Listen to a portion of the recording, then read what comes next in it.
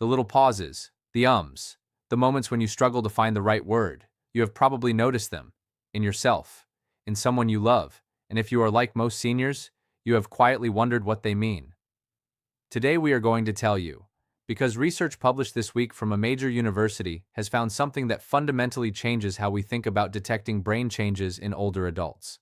Everyday speech patterns are closely tied to executive function, the mental processes that govern planning, decision-making, and cognitive control. Not just tied, measurably, specifically, detectably tied, and the implications of this finding are significant. Because your speech, the way you form sentences, the pauses you take, the words you reach for, is something that happens every single day, in every conversation, recorded by nothing more than the air between you and the person you are speaking with. It is the most accessible window into brain function that exists, and most people are not looking through it. Let us understand what the research actually examined.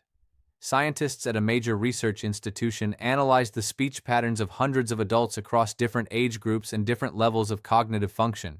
They were not looking at whether people could remember words in a formal memory test. They were looking at something far more naturalistic, far more everyday, the way people actually talk. They measured several specific features of speech: the frequency of pauses, not dramatic mid-sentence stops, just the ordinary brief pauses that appear between words and phrases during natural conversation; the frequency of filler sounds, the ums and ahs that appear when the brain is searching for the next word or idea; the complexity of sentence structure, whether a person is constructing grammatically complex sentences or defaulting to shorter, simpler constructions; word-finding failures, moments where the speaker clearly reaches for a specific word and either cannot find it or substitutes a less precise word in its place; and the speed and fluency of connected speech, not reading aloud, but talking naturally in conversation.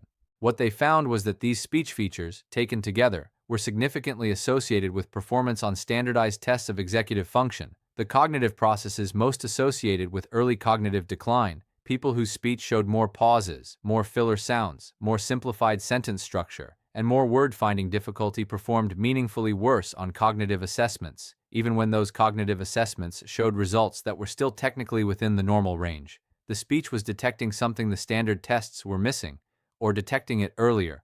Why does speech reveal brain function so specifically? Speaking, particularly the kind of spontaneous, unscripted talking you do in ordinary conversation, is one of the most cognitively demanding things a human being does. Think about what is happening in the brain during a single sentence of normal conversation. You are retrieving vocabulary from memory, constructing grammatical structure in real time, monitoring what you have already said, anticipating what comes next, tracking the other person's responses, managing the social context of the exchange, and producing the physical movements of speech simultaneously. All of this happens in fractions of a second, continuously, below conscious awareness. This simultaneous processing requires the coordinated function of multiple brain regions: the language areas of the left temporal and frontal lobes, the prefrontal cortex for planning and organization, the working memory systems of the parietal lobe, the attention networks that keep the whole process on track. When any of these regions begins to show reduced efficiency, as happens in the early stages of cognitive decline, the coordination of speech is affected before many other observable behaviors change.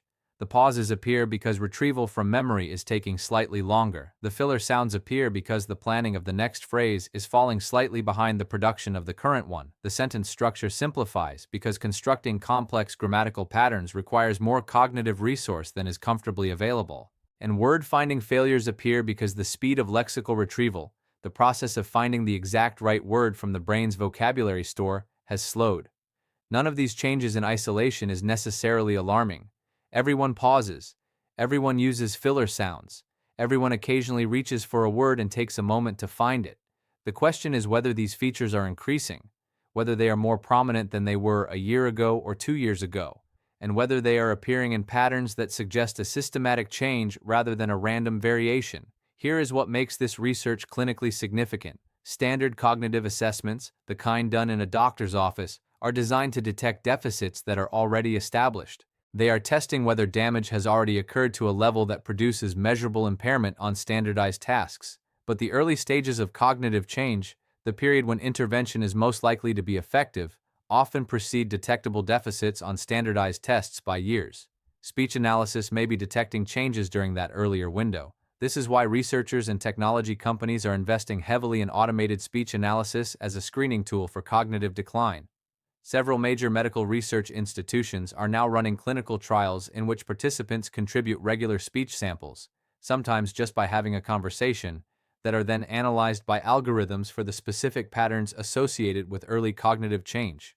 The goal is not to diagnose dementia from a conversation. The goal is to identify the window, the period of early change, when the trajectory can most meaningfully be altered. What causes these speech changes? This is the most important distinction in this entire video. Speech changes of the kind described above, increasing pauses, more filler sounds, word-finding difficulty, simplified sentence structure, are not exclusively caused by dementia or Alzheimer's disease. They are caused by anything that reduces the efficiency of the brain systems involved in speech production. Sleep deprivation.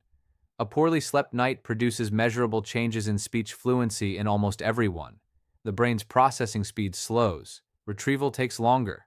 Sentences become less structured. Stress and anxiety.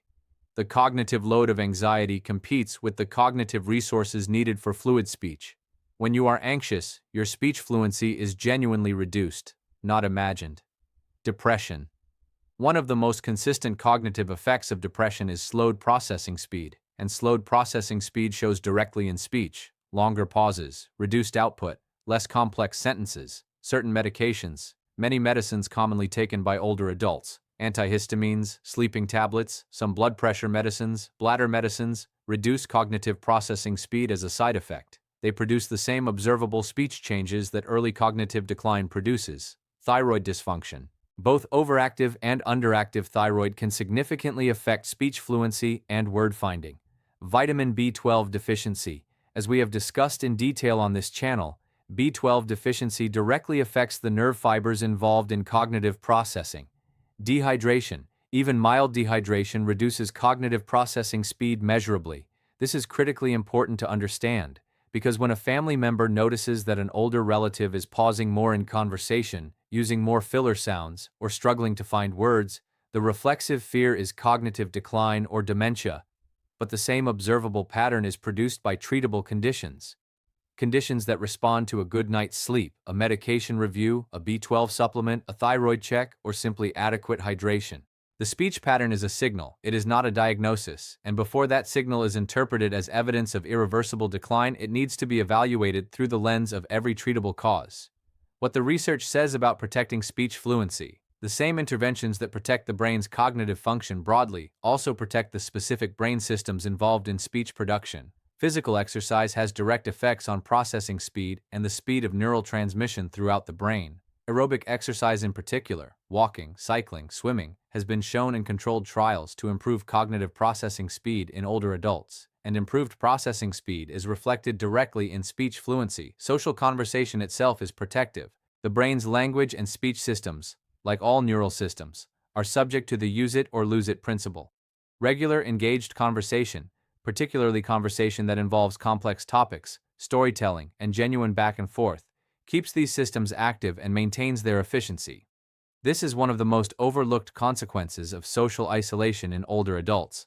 It is not only that loneliness damages the brain through inflammatory pathways, it is also that reduced conversational engagement means reduced practice of the exact cognitive linguistic skills that speech analysis is measuring. Seniors who live alone and have few regular conversations are not only at higher risk from loneliness-related inflammation, they are also at higher risk of losing the specific neural efficiency that fluent speech requires, not from disease, but from disuse. Sleep is non-negotiable. The brain's glymphatic cleaning system, which clears metabolic waste including the proteins associated with Alzheimer's disease, operates primarily during deep sleep. Protecting the quality and duration of sleep is the most direct available intervention for maintaining the brain health that speech fluency reflects. And treating the treatable.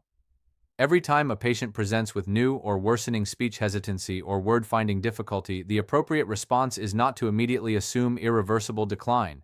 It is to systematically check and treat every reversible cause first. B12. Thyroid. Medication review, sleep quality. Depression, anxiety, dehydration. The number of cases in which what appeared to be cognitive decline resolved when a treatable cause was identified and addressed is substantial. The tragedy is when that systematic evaluation does not happen and a reversible cause progresses untreated. What to do with this information? Pay attention to speech patterns, in yourself and in the people you care about, not anxiously, not diagnostically, but with informed attention. If you have noticed your own speech becoming more hesitant, more pausing, more word searching, more simplified, consider when this became noticeable. Has it corresponded with a change in sleep quality, a new medication, a period of stress or depression, a reduction in social contact? If someone you care about has shown these changes, approach it with curiosity, not alarm. The question to ask is not, does this mean dementia? The question is, what changed and when? What treatable conditions have not been evaluated? What reversible causes might explain this? Bring specific observations to a medical appointment, not a general concern about memory. Specific observations. When did you first notice it? In what contexts is it most prominent?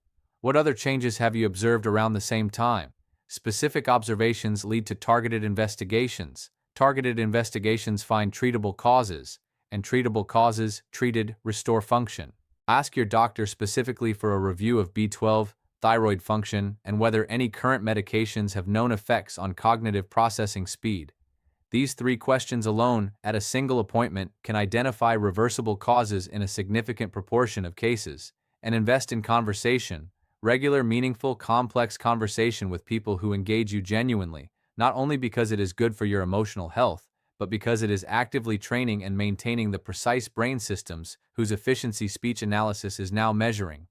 Your voice is not just how you communicate, it is a continuous, real-time indicator of the health of the brain producing it. Pay attention to it. Protect the systems that produce it. And when it changes, investigate before assuming.